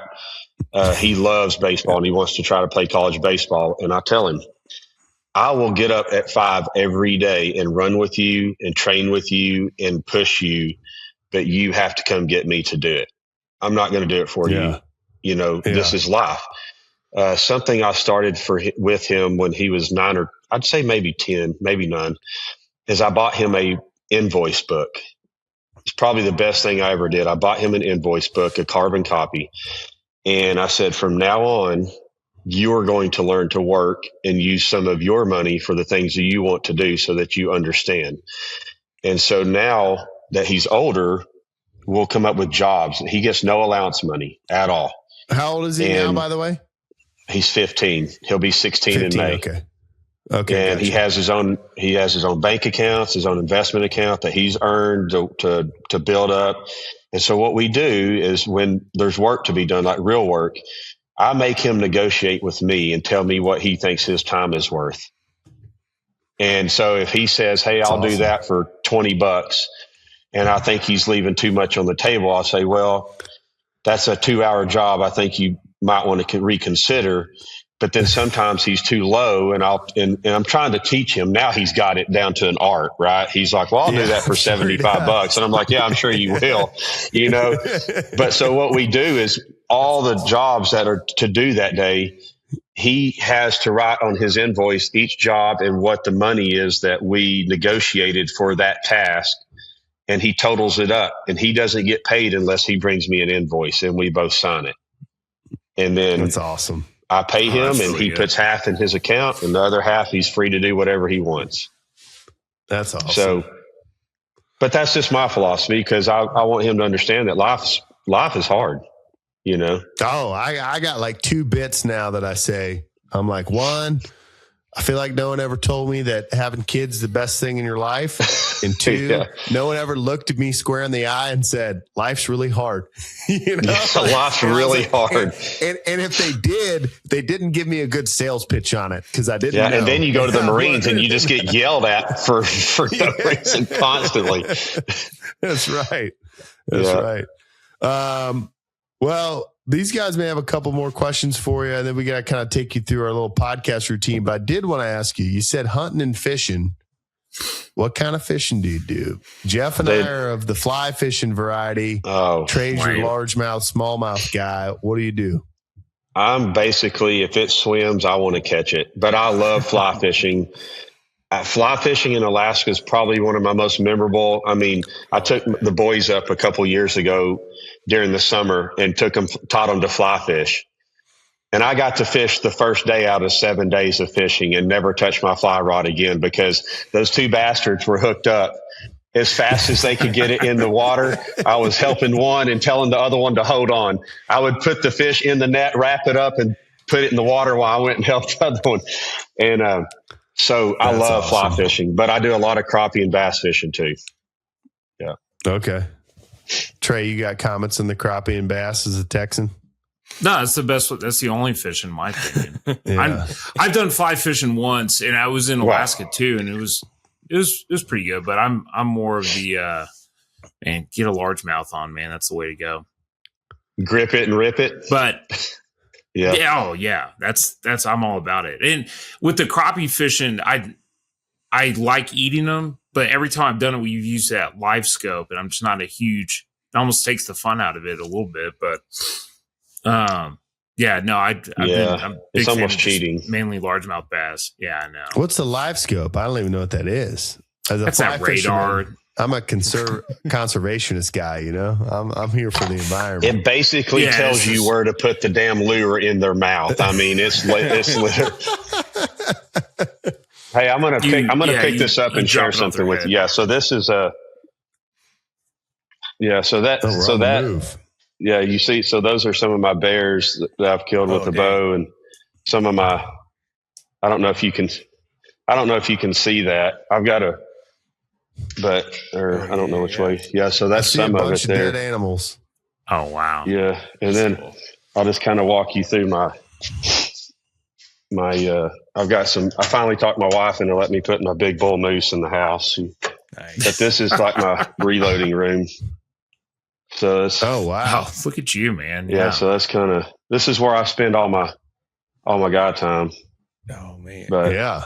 It's a great place. I'm not booking at the Courtyard Marriott in Wichita Falls. I'm staying with you, Justin. I'll sleep on a horse stall mat at the gym.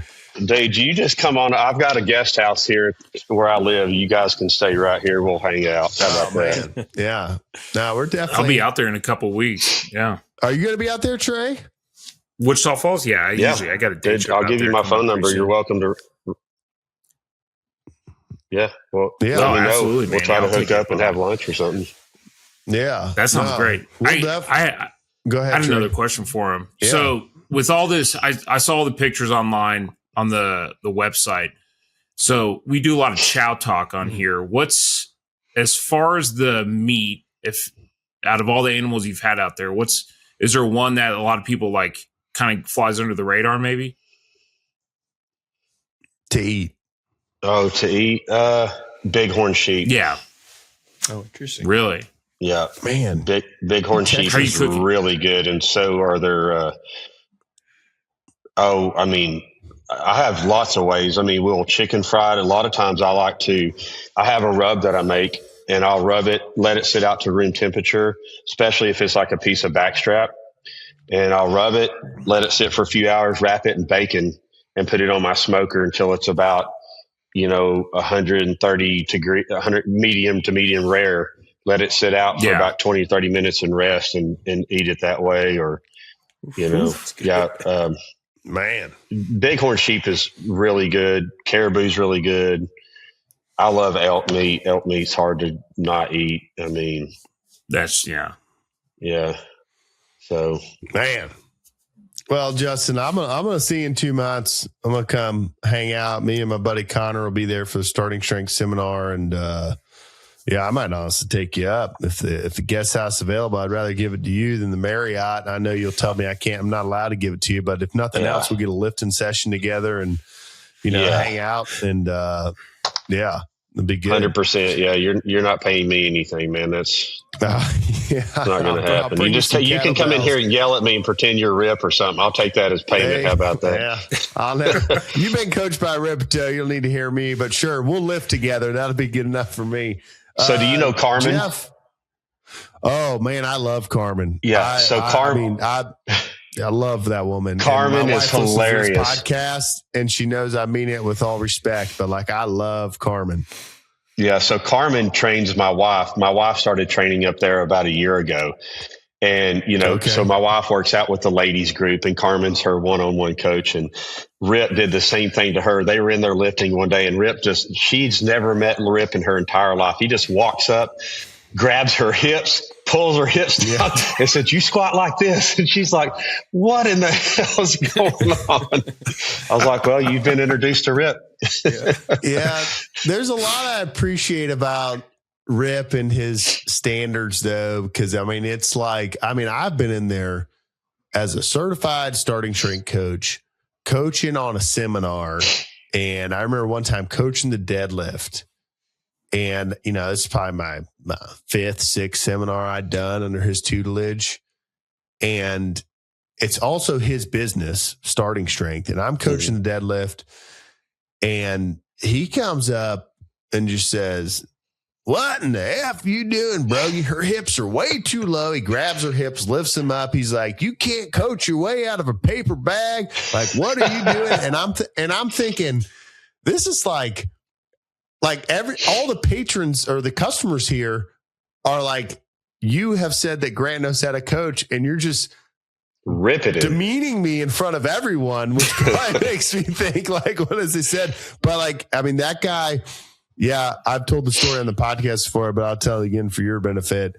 We posted a video. My mom is big. My mom and dad are big lifters now. They're 69 and 67, or the other way around. My dad's 69. He'll be 70 this year. My mom's 67.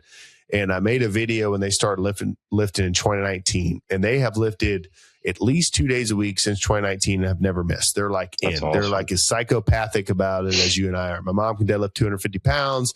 My dad can pull 365. Like it's cool.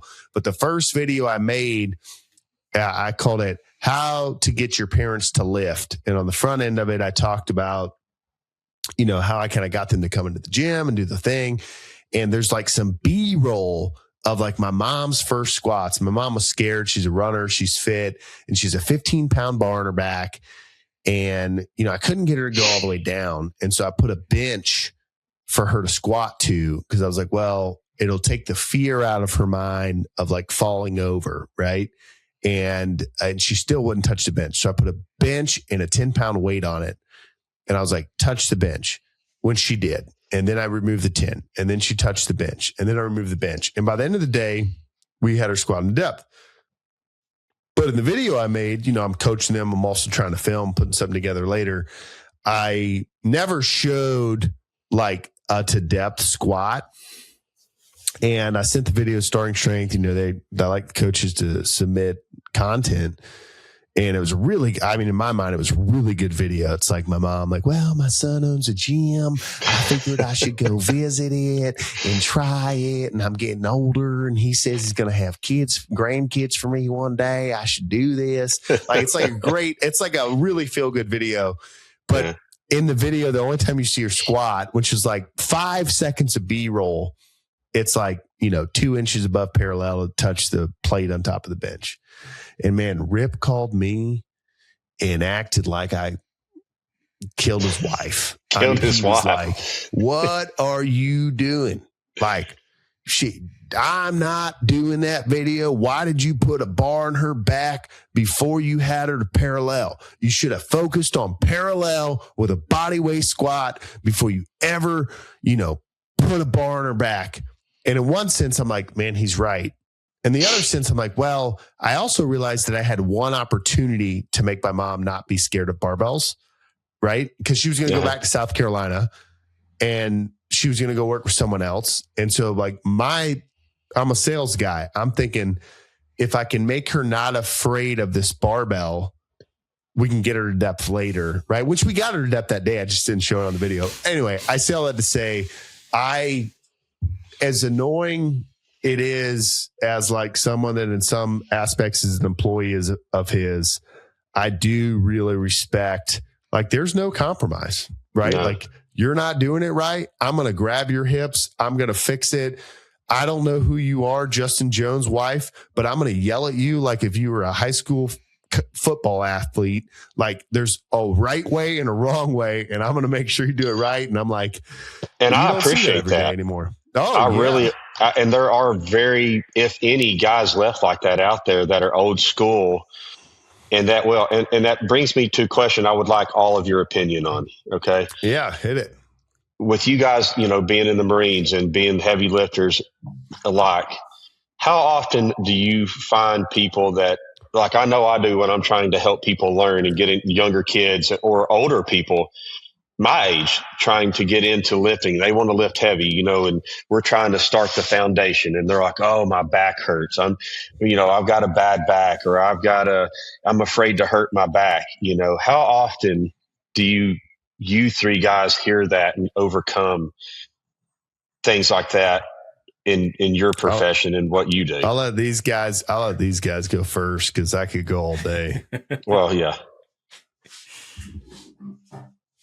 I get it. Yeah. You hear a lot. They're like, so we just did our, reservists now. So I had our drill weekend this past weekend, and we did our like physical fitness test. So we did our pull-ups, we do a plank now, and then a 3-mile run, and just hearing all like oh, sir, my knees, hit my knees and back. And I'm like, well, how old are you? And they're like, oh, I'm 26. And I'm like, no, man, like, you're just probably weak at this point, or like, so obviously you gotta lift. Like, you can't just be running, or you can't just be doing the PT sessions when we show up once a month for our drill weekends. I was like, you gotta get a barbell. You gotta start lifting. Like, that'll make all those, if you're, in your 20s for sure, 30s definitely, just getting a little bit stronger.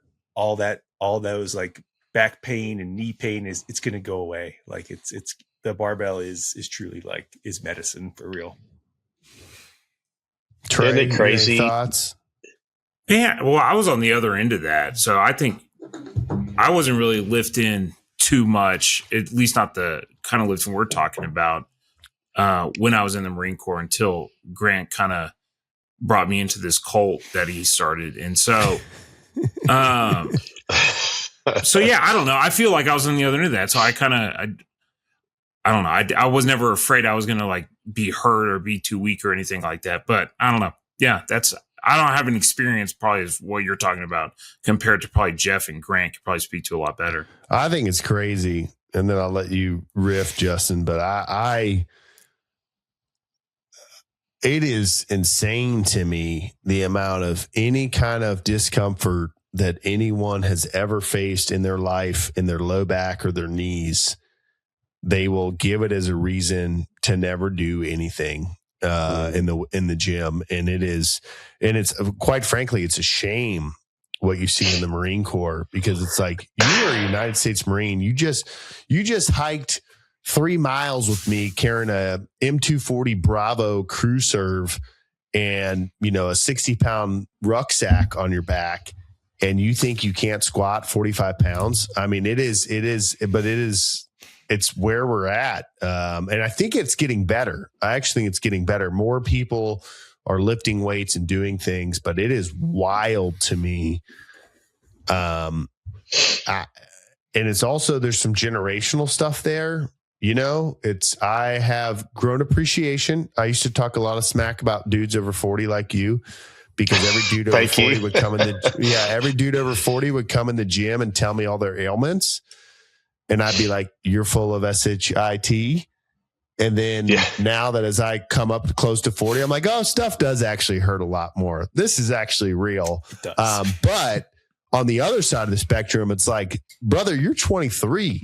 You don't get to tell me anything. You could drink 47 beers last night and still squat 405 in the morning, right? Like, you're guaranteed, like, you dude. Young. So it's wild.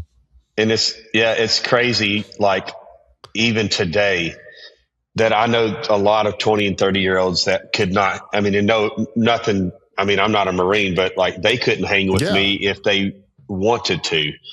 And that's true. I teach my, even talking to my brother and younger guys and my son, is that it's the grit, dude. It's inside of you. What are you willing to sacrifice to get to where you want, right?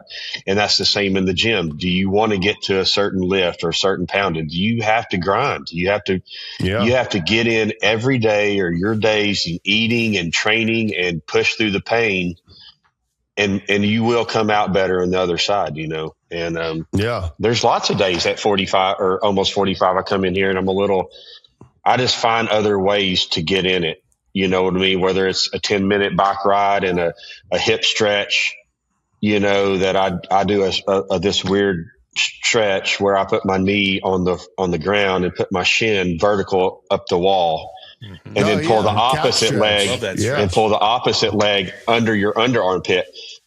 Well, let me tell you, the first like 3 or 4 times I thought my entire quad muscle and hip were going to blow out of my leg, because I was like, this is not normal. But what I found is that now I can do it, and I hold it for 2 minutes each side. Nice. Yeah. Now it completely opens my hips. Huh? Don't tell Rip you're stretching. Yeah, well, you know what? Until Rip comes over here and yells at me, I'm going to keep doing it. I don't do any static stretch other than that one, you know. Yeah. Hey, so we got like 2 little bits that are kind of silly, but we take every guest through it. We think you'll enjoy it. Okay. Jeff, why don't you take him through the first one, and then Trey, you can take him through the tax one. Go ahead, Jeff. Okay, this next little bit, so kind of harkens back to the naming of this podcast. We're the OK Podcast. And so it comes from basically like, you know, in the Marine Corps, or probably even like in the Army, you know, you got those guys that have been around for, you know, 70, like anywhere from 12 to 17 years. So they've seen some stuff, you know, they're a little cranky. Maybe they're in their 40s now, and they're, you know, stuff's starting to actually really legitimately hurt.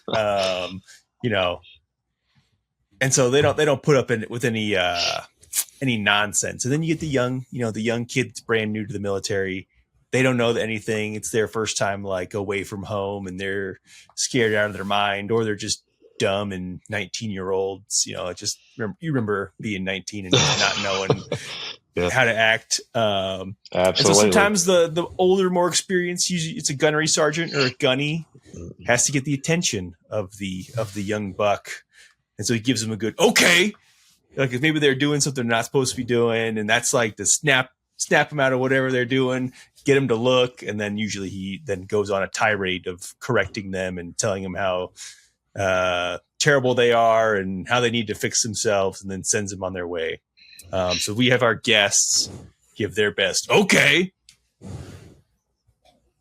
So whenever you're ready, you can put in a sentence if you want, or you can just scream okay at the camera. No. It's just part of what we do. No, that's okay. So okay. Yeah, that's pretty good. That's really good. Yeah, that was really good. I thought you were gonna go more with Rip always says during the seminars, all right, okay, all right. Yeah, so no, that was good. Well, I hope you'll pass your test on that one.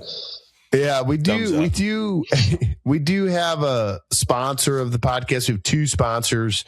That's how, you know, as I tell my mother, this is a real podcast. Like, people pay us to talk. And so Trey's going to tell you a little bit about a sponsor, and then we have you kind of do what we call like a cold stick ad read. It's kind of better for folks like you, like we're buddies, but I don't think you've listened to a bunch of episodes. So we'll tell you some facts about the sponsor, and well, Trey, just take them through it. Okay. I think it's going to be good because, you know, like when people come in and you're coaching them, and they're like, oh, I know how to squat, and they actually don't, it's going to be easier. So I think it's going to be good. So, yeah, so as Grant mentioned, we got a couple sponsors here, and the original sponsor, the OG, is BW Tax. And the kind of the shtick we do, as Grant said, is we kind of have you just do an ad read. And you kind of take it wherever you want it. It can be as long as you want. It can be as short as you want. But I think we're going to spit a couple facts to you about BW Tax. And then you kind of will take that, process that information. We'll give you 3, 2, 1 action, and then you kind of read back whatever ad read you come up with. So, BW Tax, based in South Carolina. That's where the headquarters are. However, you don't have to be in South Carolina for him to do your taxes. He'll do your taxes wherever you are. So, anybody else? Yeah, I would also say BW Tax.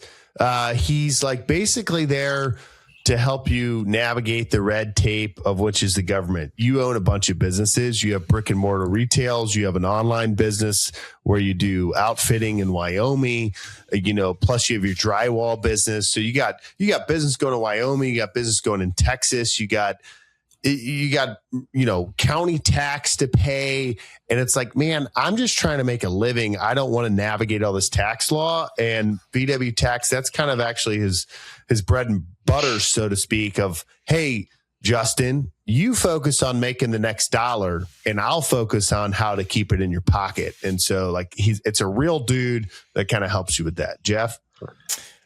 Yeah, the last little bit we'll give you about BW. It's he's a small business, which I'm sure you can appreciate, owning a few businesses yourself. But he's there for you whenever you need to call him up on the phone. You got a question about something with your return, or does he need to get this type of form for him to work with you?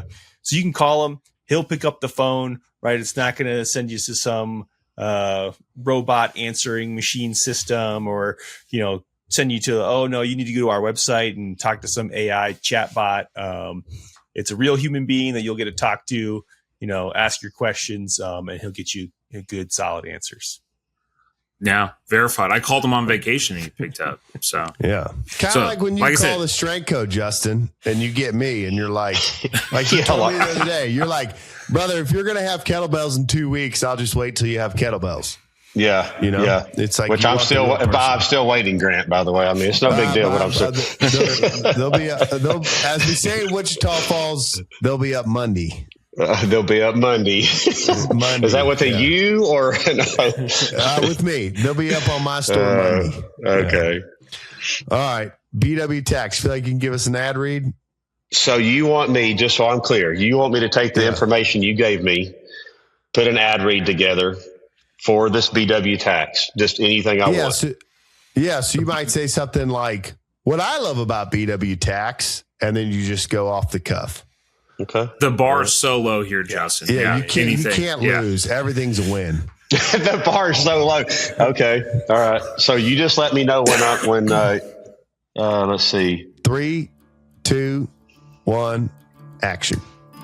Yes, if you're looking for a place to handle all your tax needs, and I'm talking from Wyoming to Texas, from California to South Carolina, baby, we got you right here at BW Tax. We can handle it. You don't have to come to us, and I've got my phone for you right here, 1-800-444-6001. You can call me. I answer the phone. I'll take you. I'll keep the money in your pocket, baby. Oh man, that's it. That's the first one done as first person BW Tax. That's really good. That's good. That was exactly the idea, Justin. Exactly the idea. So good. Justin, you're a businessman. I don't think I'm shopping for Adam and Eve right now, but I might be in the future. If you wanted to direct people somewhere, where would you want them to find you? Maybe you want them to see your lifting videos. Maybe you want them to go to your outfitting. Where should people look you up?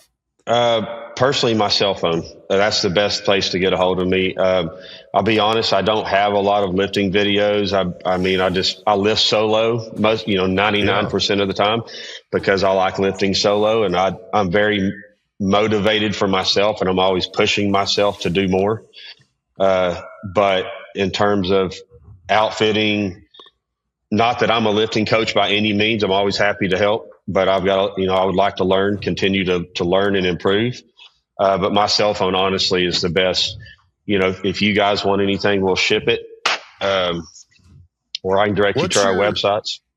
Yeah. What's your outfitting website? Because people probably will want to look up your hunting stuff. The best thing to do is to message us. I mean, you can go to ishawaoutfitters.com, or you can look us up on Facebook as well. Okay. Yeah. And then, cool. But my cell phone is on all of that information. And so they're welcome to, anybody can reach out if they have questions, me or my partner, either one. But, and for the listeners, that's ISHAWOOA outfitters.com, ishawaoutfitters.com. Justin, we'll put your link in the show notes, and then people can text you from there. Sure.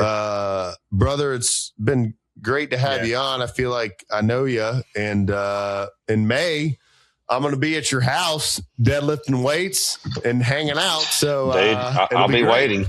I'll put on a few of these strength co-plates for you and see if you recognize them or not. They might have a little chalk on them, but That's all right. Yeah. Thanks for coming on, man. And this will air Friday at 9, and we appreciate it, man. If you would do me a favor, would you shoot me a link to where this is going to air, just so I have or you can shoot me a copy or whatever. But I want to say thank you guys for taking the time to let me join your crew, and I had a blast. Hell yeah! Hopefully, we get to do this again about other stuff. So yeah, dude, for sure. We'll talk fishing next time.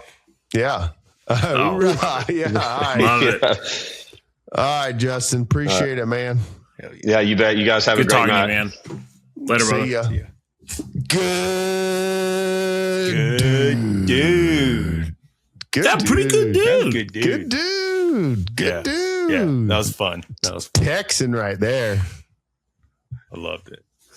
I love that you sniffed out that East Texas accent. Trey. I was like, Trey's Trey's like, you're not from Wichita Falls. Like, yeah, where are you really from? That accent. You're not from Where Texas you from? That's not lining up with my finely boy. tuned Texan ear. Hey, boy, that don't sound like Wichita Falls to me. That dog ain't going hunt. Oh, good dude. Good dude. Good dude. Tough to do against tall grass. I'll tell you really what. is, man. Yeah. Auburn. Yeah, we got to get a couple of Auburn. Dude, they had some massive elk on that website, man. Dude, yeah. That guy's website. So all jokes aside, I don't know. It doesn't sound like he's taking new clients. He's booked through 2028. Yeah. But I went to his website and was like, oh my God. Yeah. They are slaying animals, crushing animals. Monsters. And I loved the aesthetic of the website. Like none of the photos were polished. Mm-mm. There's literally, and this isn't Trash Six talking, there's like trash in the background. Right? Like everything I would do in my barbell gym to like make sure everything looks good. It's just like, hey bro, you come up here, you sleep in this tent and you kill animals. And that's what we do. It's good. Good stuff. Good stuff. All right. Well, let's kick it to a few of our other topics. Yeah, I guess we should start the show. Trey, yeah, start the show. Yeah, I don't know what we've been doing. Yeah. What have we been doing? I don't know. Let's talk Olympics. Let's talk Olympics. America truck, yeah. Great stuff. Great stuff. Big wins. Men's and women's hockey over Canada, both in overtime. I mean, just epic. Pretty great. I don't know that it gets better than that, honestly. First time since 1980. Great hockey. That surprised me. I guess I hadn't realized it was like, oh yeah, we haven't won this thing since 1980. I was aware, but I think I did come to a new level of realization of how long that's been. Yeah. I will say I'm on a chat with Troy Campbell Sr. last week's episode of the podcast, which, by the way, to everyone that's commented that you appreciated the hockey talk, we appreciate you. Troy Campbell Sr. got a lot of comments, and I'm on a chat with him and his son. And when we went to the break between the third period and overtime, he texted Jack Hughes for the winning goal. And he called it. Knows his hockey. And he knows his hockey. Hockey guy. You know, what can I say? Guy. Do you see like all the connections between in 1980? So like the last guy to get cut from that team was Jack Hughes. Oh, I didn't see that. No, I didn't see that one. Yeah. My feed is full of NBA players complaining about a jammed finger. And then Jack Hughes losing 2 teeth and coming out and scoring the gold medal. That's my feed. So, yeah, there were a lot of those. It's pretty good. Pretty good. I really love the clip where it's the Canadian hockey players they get their medals and then it's like them handing like the little stuffed animal. And they're like, what was those that? The Beanie Babies. Thank you. This is just what I was hoping to get after a crushing loss. Thank you. Thanks for coming. Here's your stuffed animal. Classic Olympics. Man.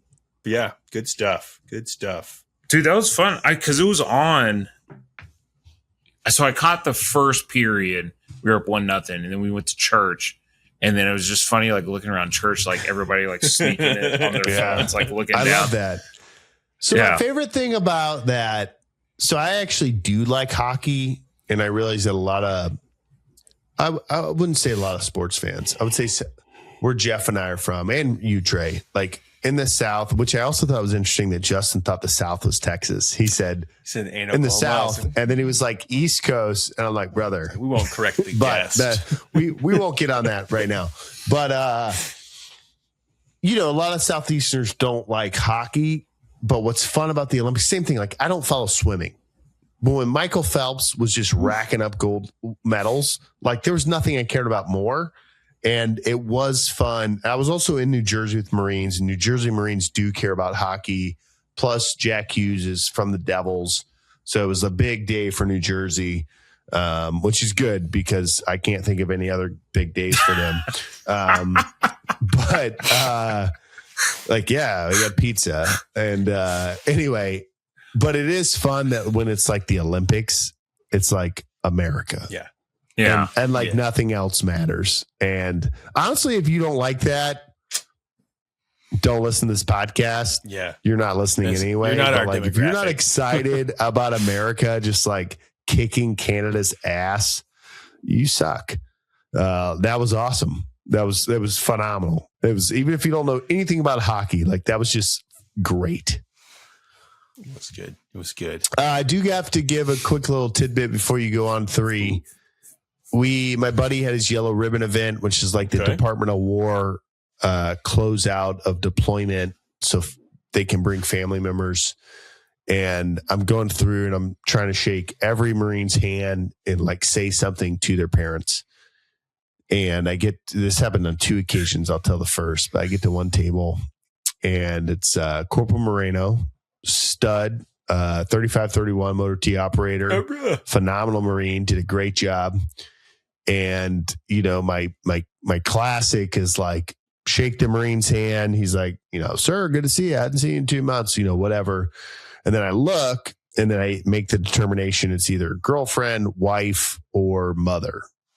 And sometimes it's clear, sometimes not clear. And I did mess it up a few times. In which case I would just say, hey, sister, how we doing? But I'm like, Mom. And I actually recognized her because she came to see her son off. There's a yellow ribbon before you leave to deploy as well. And I actually recognized her. I was like, Mom? She said, yeah. She said, I listened to the OK podcast the whole deployment. And I said, oh, okay. Okay. And she goes, powered by the Strength Co. And I said, yeah. And she goes, yeah, I found it and was like, oh, if my son's buddies how did she say it? She said it very well. She said, if my son's commander is the buddy of the podcast host, maybe I can get some insider information. And I was like, well, do you still listen? She's like, no, as soon as he came home, I stopped listening. And I was like, oh, well. Yeah. Good. We saw that dip. Yeah. All the moms interrupt. Turns out it's not just Grant's mom, it's other kids' moms. But she hit me with an okay and a powered by the Strength Co. And I was amazing. So caught off guard. Like I was not ready for that. So I'd have been like, excuse me? Yeah, Corporal Moreno's mom, if you DM the OK podcast somewhere, your address, I'll send you a t-shirt. So do that. That's good. Yeah. And you're on next week as a guest. So I mean, that was my initial thought, was like, so you want to come on the pod? We're at 1 hour and 50. We are. Do we have any save rounds? We might go down a rabbit hole, but Trey's supposition that if we dropped everything and just practiced curling, could we become 100%? No. That's the one sport. That's the one event. I feel like pretty confident. No. You say that. No. I think on the girls' team, there was a dentist. She's a full-time mom, a dentist, and she curls on the side, and she's in the Olympics. Yeah, no one does this professionally. And I go, if we drop everything, get funded by somebody. Maybe if we get powered by the Strength Co. I don't know. Like, could we get powered by Sterling? Powered by the Strength Co. I vote no. I don't know. Pick up. Who'd be a good fourth? Donnie Babos. BW Tax. BW Tax. Yeah. He already knows. That's who's funding it. Yeah. BW, if you're listening, which we're pretty sure you are. I'm pretty sure he's not. Dang. Well, you never know. He sneaks one in every now and then. Yeah, every now and then. Yeah, he's too busy being a warm body. It is his busy time of year. That's why. Yeah. Answering the phone. Yeah, it's that time of year. Well, I'm curious. Call him right now. You think he would know the answer, and we could ask him. But I think there's a technical skill there that we don't even know. We could try and call him. He did say last time we should have called. Man, it's 10 p.m. on commie time. It's like 02 over there. Yeah, I'm not calling him. I won't do that to his wife. But I don't know. Call him and start the show sometime. We could put 2034 on our radar. That's the Salt Lake City games. Grand Speed. What's the technical aspect of it? Just like curling it one way versus curling it the other? I don't know anything about curling. I just know that if you want to be an Olympian, you got to be way better than I am. I think I would. Yeah, but I can't get in that position. I'm pretty sure to start the thing. I wouldn't. I wouldn't know how to. I wouldn't know how to cheat like the Canadians or the Swedes or whoever it was. What's the difference between Swedes and Swiss? Yes. Yeah. There's Sweden and Switzerland. I feel like that's fake. That's the same thing. That's like East and West Texas.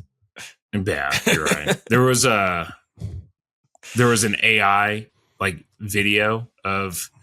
It was the Canadian hockey team, and it was that Canadian curling guy, and he was like doing the finger thing on the puck to like push it in the goal. I'm like, dude, all around the best. And then they all got Beanie Babies at the end. So, I mean, that's all that really matters. That's why you go to the Olympics. Get that Beanie Baby. That Beanie Babies worth. Jeff, can Trey take this thing down for landing? Let's do it. Trey. All right. I am legitimately asking this time what episode 098. 098 of the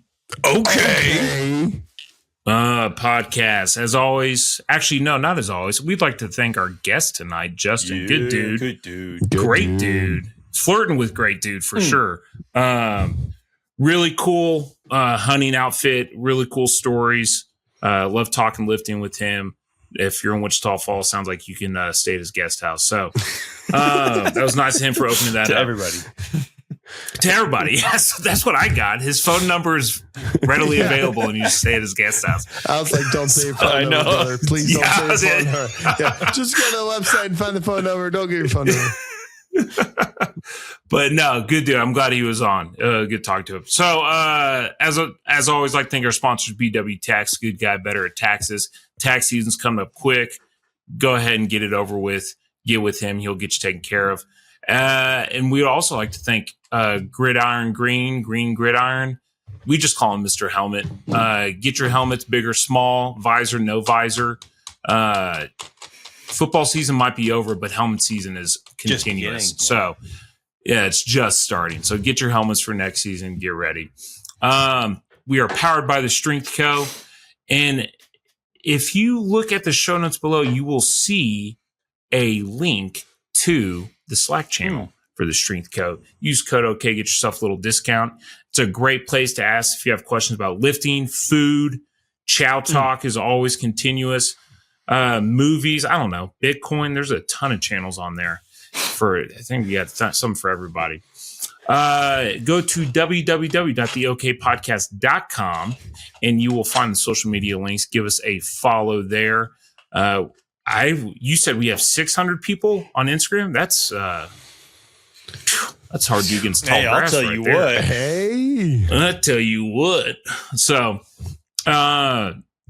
outside of that, we have our individual social media accounts that we're all very active on. Jeff's live right now. But yeah, the Strength Co. keeping the lights on as always because we're powered by them. Coach, did I miss anything? Wait, what's this kettlebell? You got a kettlebell coming out? Kettlebells coming out. Gold's cast iron. We'll just be selling them. They'll be on the site Monday along with their dumbbell line, all made in USA. Awesome. Coming 8 kilograms up to 23 kilograms. I forget.